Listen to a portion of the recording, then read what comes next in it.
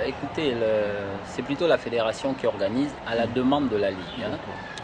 La fédération a un programme continu de formation des cadres. C'est dans ce programme continu de formation qui a un calendrier annuel que la Ligue a sollicité que ces cadres, la Ligue de l'Estuaire a sollicité que ces cadres soient formés. Donc cette formation n'est pas la première du genre. Nous avons eu avant cette formation la formation des délégués techniques.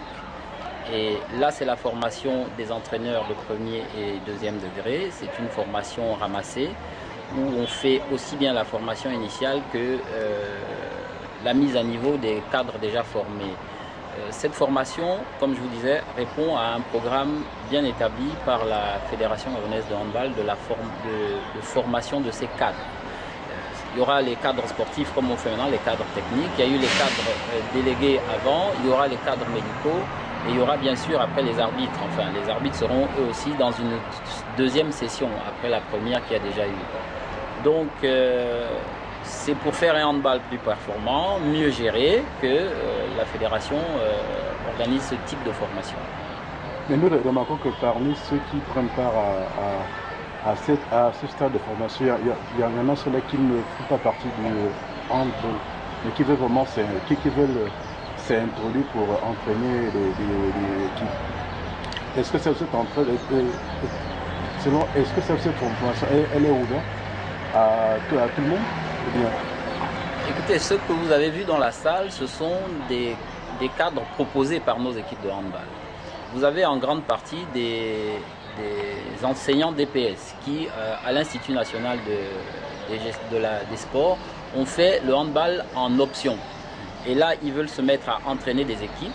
Pour entraîner ces équipes, nous exigeons au sein de la fédération qu'il y ait des niveaux, des paliers de formation. C'est vrai qu'ils ont une option handball générale au sortir de leur formation à l'Institut des sports. Maintenant, nous formons le niveau animateur, le niveau premier degré, le niveau second degré, fonction du fait qu'ils vont animer soit le handball école dans les écoles, soit le handball chez les cadets et les juniors, soit bien sûr le handball chez les seniors. Donc, ce ne sont pas de nouveaux. Et même si c'était des nouveaux, c'est montrer l'attrait de plus en plus que le handball a. C'est-à-dire que nous avons là des gens qui n'ont jamais entraîné de handball, qui manifestent parce que le handball aujourd'hui se vend mieux, le handball s'organise mieux et donc bien sûr ça attire aussi bien les cadres que les jeunes. Okay, merci. Je vous en prie, c'est moi qui vous remercie. Oui, disons quand même que c'était très important pour nous dans le cadre de nos activités de donner des outils aux entraîneurs pour pouvoir faire, on va dire, au mieux leur travail. Mais il va sans dire que si nous voulons des athlètes de haut niveau, il faut avoir des dirigeants de haut niveau.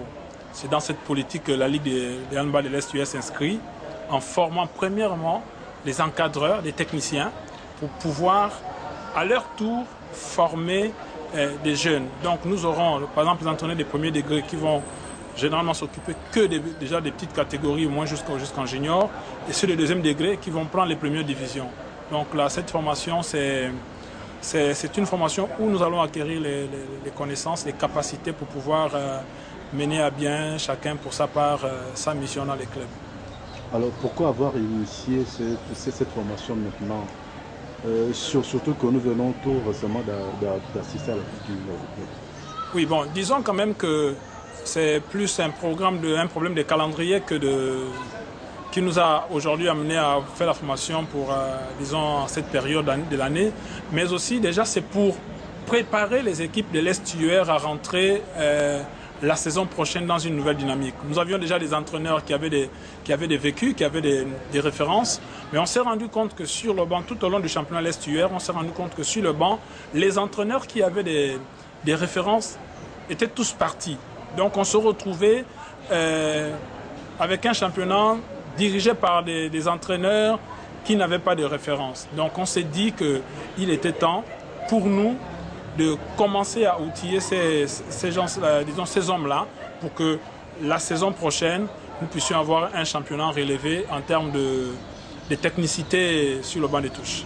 Alors comment se fait le choix de ceux-là qui veulent être entraînés? Bon, disons que le choix il est simple. On a 2 ou 3 critères. Premier critère, quand on a déjà des gens qui ont des prérequis, qui sont initiateurs de handball mais qui le font dans l'informel. Ils n'ont pas la matière appropriée, ils n'ont pas la méthodologie appropriée. Donc on récupère cela, on les donne les arguments pour pouvoir continuer à faire le travail qu'ils font. Mais aussi on a des entraîneurs qui sont déjà diplômés de premier degré, mais qui entraînent disons, les équipes de première division. Or, on ne peut pas laisser un entraîneur de premier degré entraîner une équipe de première division. Donc on s'est dit, il faut prendre ceux-là pour le premier degré, pour le deuxième degré, et ceux qui sont moniteurs, les faire suivre la formation pour avoir le diplôme de premier degré. Bon, une question à avoir, qui ne concerne pas les entraîneurs. Vous organisez un championnat dans des concours. Comment cela va se passer? Disons que le championnat que nous organisons, c'est le championnat minime, le championnat des écoles de handball de l'estuaire.